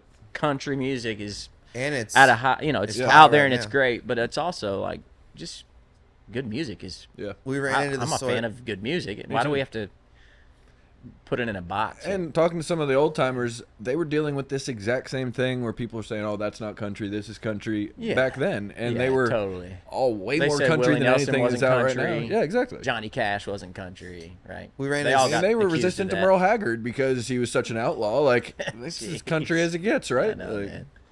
Yeah. No, we ran into the Sawyer Brown guys at the airport yesterday, Oh, you did? and you know, I mean, they were so huge in the 90s. I Like, used to huge, love huge, huge, them. and then this went shh.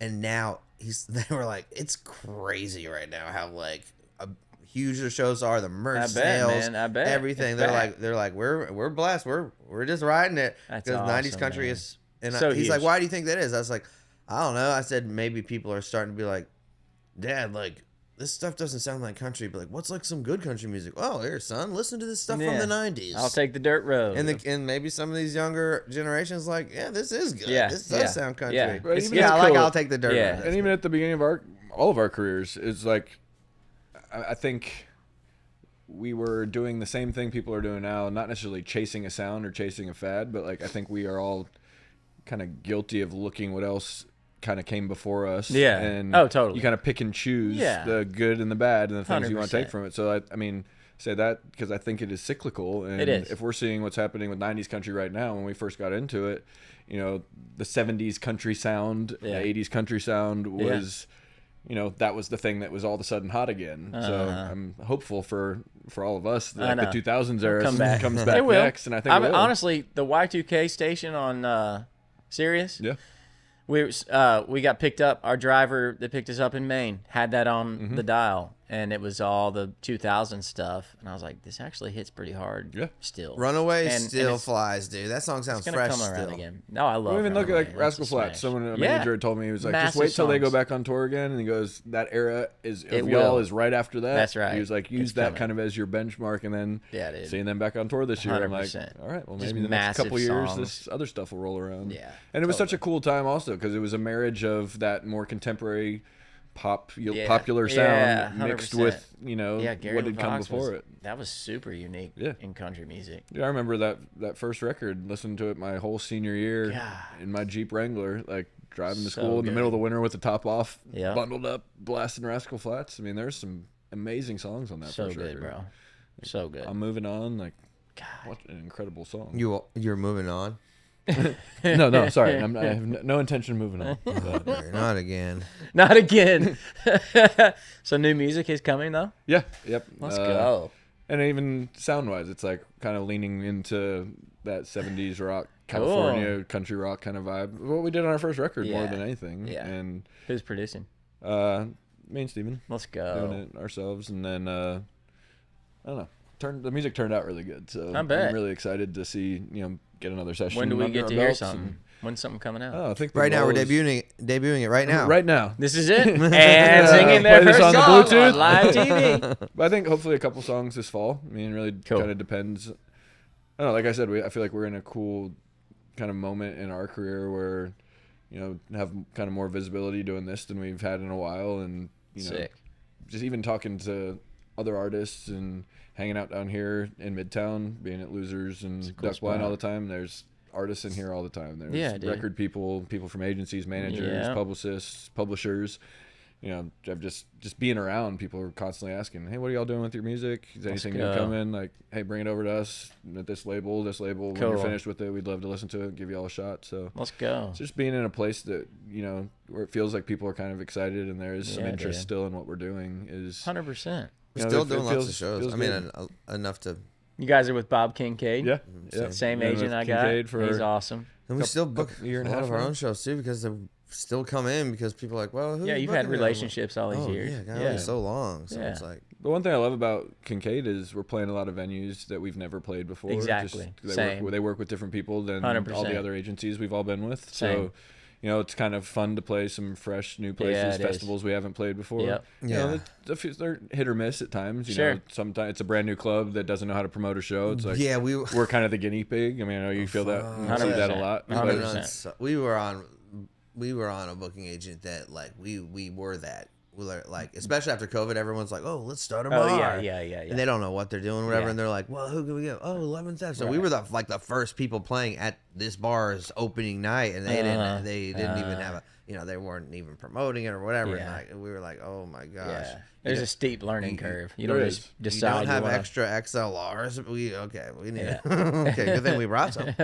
Oh, shit. Oh, yeah. you're one of the lead singers, so you're an audio engineer too? Okay, thank God we don't have a sound Right, guy. I'm yeah. like, Oh, seriously, my come on. gosh. Like- Oh, this is painful. Or we found this guy. Yeah, he doesn't really do this, but he watched some YouTube Oh, videos, so you guys should be fine. Like, That's but that's such another thing: carrying your own front of house gear and your Nah, console, and it's then a front of house guy, expensive. and you're like, I know, I dude. mean, we've kind of built our own rig to where we can Yeah, do it we all got a good setup. ourselves, and Yeah. so it's nice and convenient. Yeah. But I mean, if you don't have that, how do some know. of these young artists even survive? Because I know what they're getting paid. Like people that are opening for us, I'm like, how can you even call this know. making a living? Like I know. you're losing money just coming out here to know. play this show. Well, the good news is y'all are good enough, and me and my guys are good enough in the moment Yep. that it kind of doesn't matter if Yeah. the front of house people know what they're doing or not. Yeah, You we- can we figured that if out. the source data is strong, then the output will be all right. Yeah. You know. And it's different everywhere you go. Sometimes Totally. but generally it's in like this window, and it's Yeah. not you know god awful either way. Yeah, so. We've had a good run lately.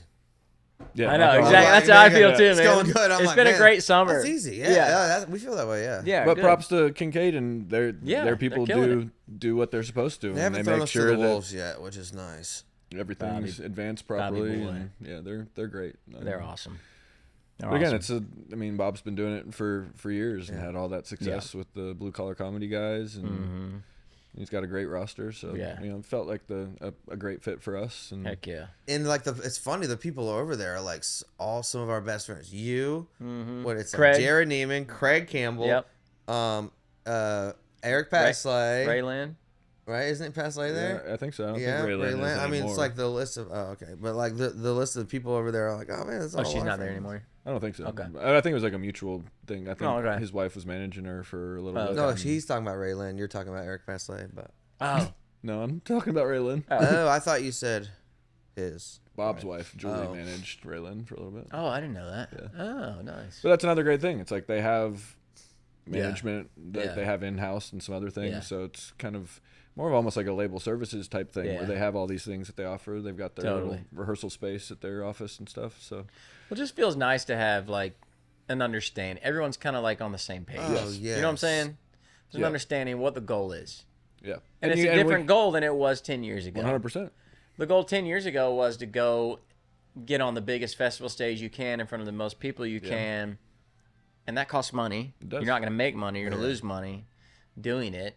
And it seems like there's more of that pay to play type stuff happening now that we've always seen in the pop world making its way to the country world. Like some of these younger acts with labels with deep pockets that will pay, you know, a tour to get to get on it for the exposure. Totally. Which really And there wasn't can a be thing. there can be a lightning in a bottle kind of moment. Oh, yeah. But, you know. You can have that with could like also- one post too, Yeah, you without could having to go on the road. Right. Or you can just not, you know, you can kind of just work on your game by going out and playing a lot of shows. Yep. And eventually you'll get that look. And that's what it feels like for me right now is like we've all played the biggest stages. We've been on the biggest tours. And now it's like again, the purpose behind it all is at the forefront for me. Yeah. And the purpose is not to break as an artist. I don't need to, I'm not trying to, I'm not even, and this probably sounds lazy or like I have a lack of drive, but I don't. But I'm not trying necessarily to like even grow my operation. I want it to. It would be awesome if overnight something went berserk and in life if in life changed for the better. But my energy and my time's not spent hoping and chasing that opportunity. It's more about just like using what I got already to the max potential. And at this stage, so the Bob fit, it's a good fit because the shows he's bringing check the boxes for that. And like we had talked about earlier, it used to be I would look at checking boxes as far as, okay, this weekend was Thursday, Friday, Saturday, Sunday. 4 shows in a row. They're all great. By the 4th one, it was incredible.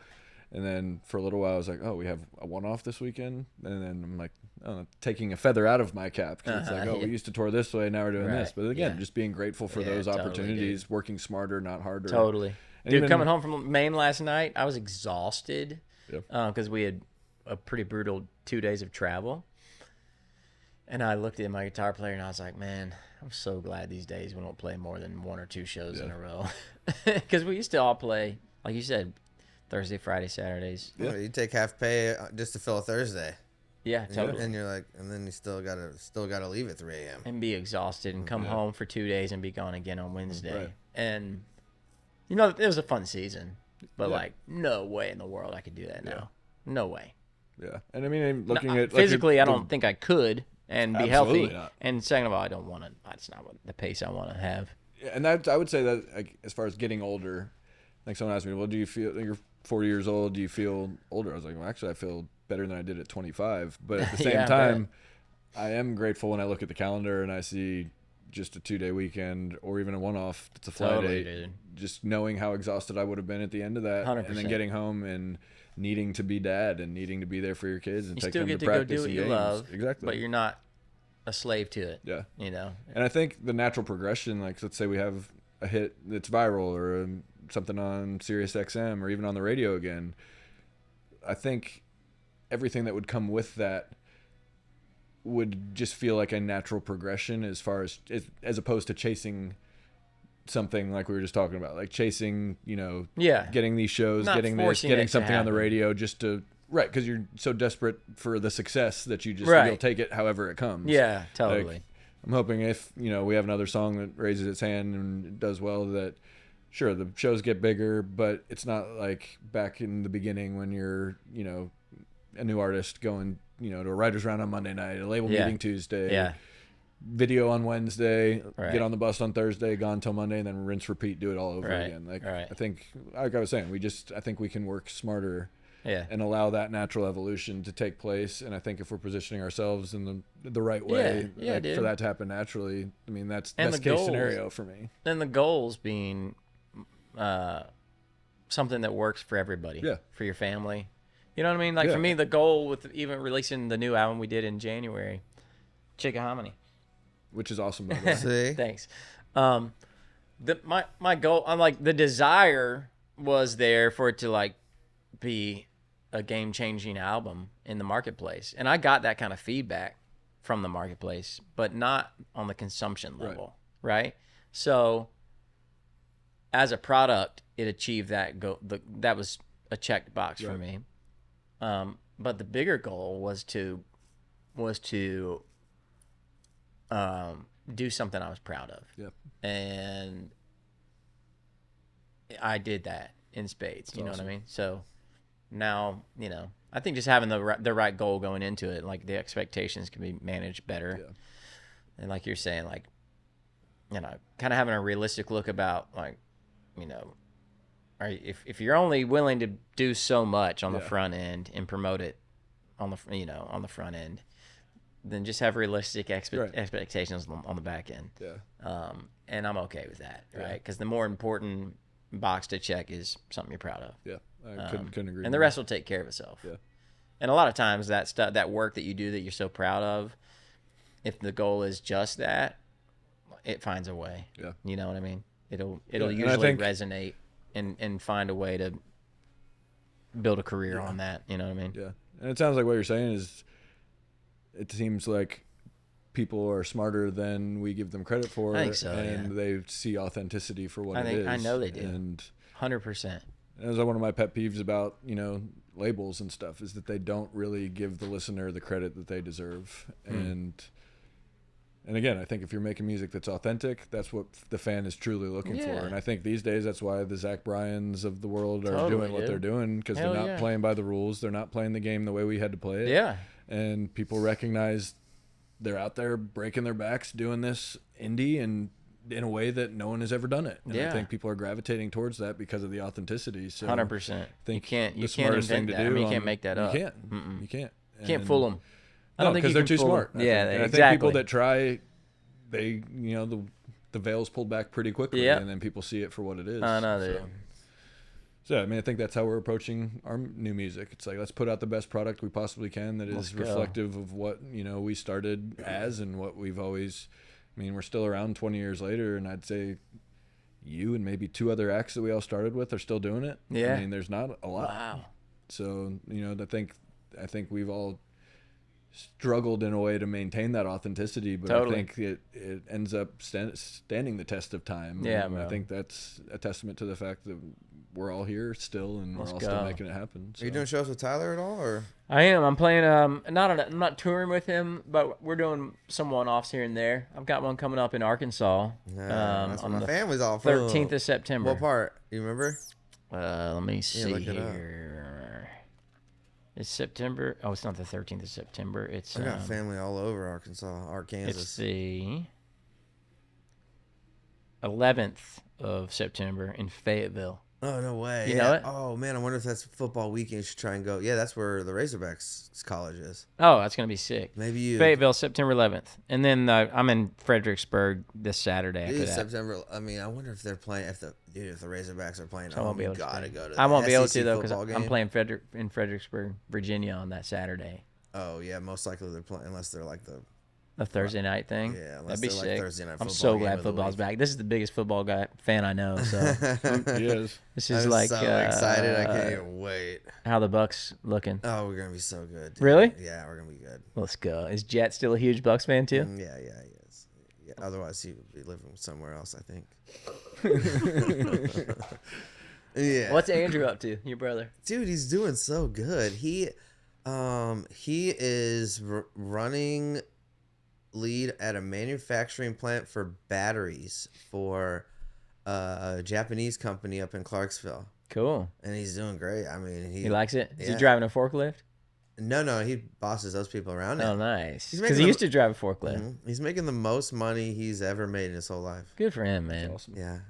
And his wife just got moved to the library at the school, which is like her dream job. Cool. So she's not. She works in a rough part of Nice. town. He's married to the sexy librarian. Let's Yeah, go. he is. She was working Kinky at son of a gun. with. It was a rougher part of town where the kids probably weren't getting much sleep or attention at home or whatever, and it was a lower grade, so like it was just really like hurting cattle, a little bit stressful. yeah. That was I'm sure that affected her stress level. No doubt, bro. So now she's working in the library, so everyone wants to go in there, and she does little crafts with the kids and reading books, and it's fun. So Less like I think they're stressful. both really happy and going on vacations and having a good time out there in Clarksville. That's awesome. He lives dude. right across Clark's from Vegas. Hooters, which is pretty cool. Oh, wow. Yeah, epic Wow. location. Is that yeah. one still open? Yeah, heck yeah, it is. Man, They're shutting I went them to all Hooters down, the other he day. is for- living the dream. Yeah, he's living the dream, man, over there. Hey, so have you ran into or heard any artists live that you're like, man, that kid's pretty good. That kid's got it. Yeah. Owen Wadley. Owen Wadley. Yeah. He's played Whiskey Jam a couple times. He wrote this song 100% by himself that I heard through Big Vinny of Trailer Choir, and then Yeah, he well. sent me this kid's song, and he like self-produced it, and he wants to recut it because it's not like, it's very green, Yeah. but likably so.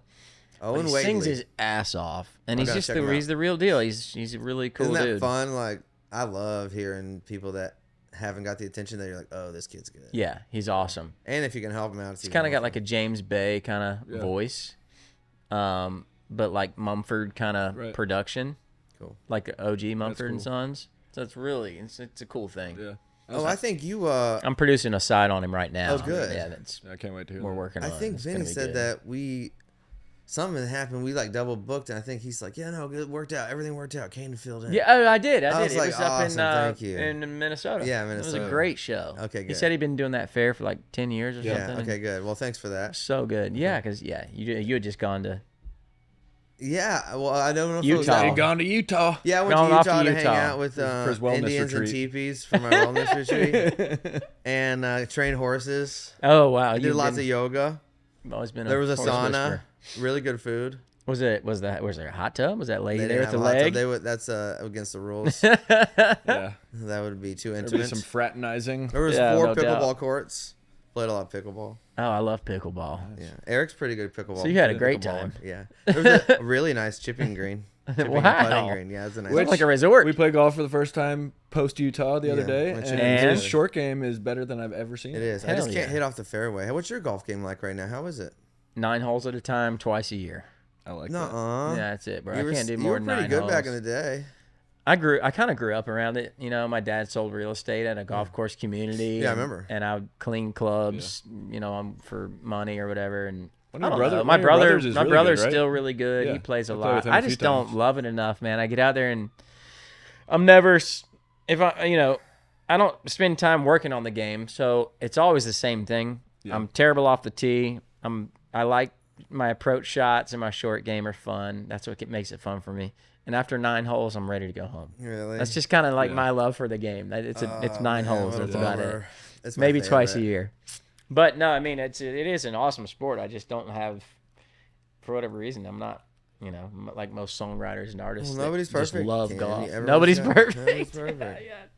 No, it's not my thing necessarily. Oh man, what a shame. But there are other things. Yeah. You do other things. We do other There's things. something other than golf out there. There's some things.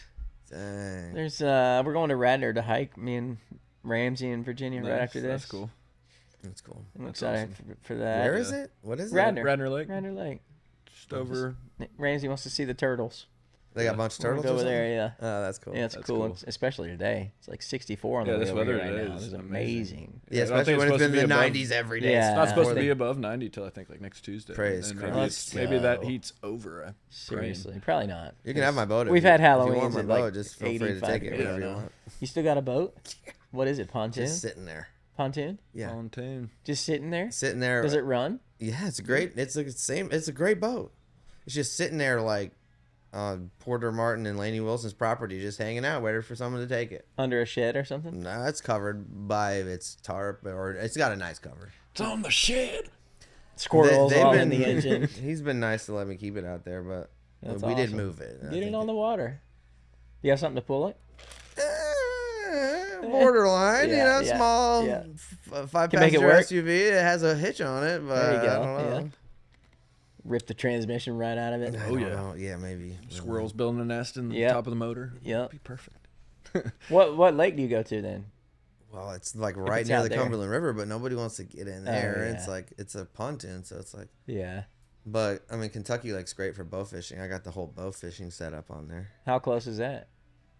Depends on where you put it in, but it's less than an hour. Nice. And then Percy bad. Priest and Old Hickory are less than an hour from Yeah. where it is. So But you I just just- don't use it a lot these it's days. a shame. It has like such low hours on it. We had some pontoon wild times back in the day. My grandpa's Yeah, the Bono yeah. yacht. Bro, we did I'm some Percy awesome Priest. cliff jumping in Dude, I Arkansas. know. Oh, in I Arkansas will- too. Yeah. This will be my last story. But I remember you were dating that girl before you met your wife, and it was before you all went on the Amazing Race. Oh yeah. And Oh. we were all cliff jumping. We rented 2 pontoons for the day. Yeah. And we were all like, you had just jumped off the cliff, and we were trying to get her to go down the slide, Oh god. which was kind of for like Oh my whatever god. the I word remember would be, that. like prophetic. Yeah. Yeah. Because it's like she would refuse to go down the Oh, slide, Lord. and like eventually she never went down it. It was like literally a 6-foot slide into I know the that water. movie. And then you Yeah. guys like didn't make it, or like you That's got why we eliminated got because she wouldn't go eliminated. down the slide, Yeah. right? Yeah. I Literally. always thought that was the The most dramatic elimination in Amazing Right. Race history. It probably was. Probably so. You I had an aneurysm. I was so mad. I feel like At one point, you said that if you could go back, you would have just pushed her. I tried. I was pushing her. And Yeah, you said they wouldn't They let you, wouldn't right? let me. They Yeah. stopped me. And they were like, "No, you can't do that." That's I nuts. was like hell, I can't. Then I'll kick her down. Because I remember Emily, my wife, jumped off a cliff that day and cracked her tailbone. Oh God, that's right. I lost Oh, your my wife's God. Ray-Bans in a cave that day too. That was a big day. Yeah, a heck of a We day. used to do that all the time, though. Like that, we used to go out and rent pontoons all the time. That was so fun. Foreshadowing. That's what the word is. Foreshadowing. Yeah. Yeah, I can't believe that, bro. Yeah, that's crazy. crazy. That is Because I remember me and wild. Emily were watching the show and watching y'all on there, and You're she's like, "Here we go "That's so again. crazy." Here Because I we was like, go. "She's gonna do it. She's gonna do it. She has to do it. She has to do it." Oh my God. And she didn't do it. And Emily was like, "We should have known." That She show wouldn't was do it that crazy. day. That was crazy. Yeah, you've told me quite a bit about it. My dream is wild. to be on Big Brother.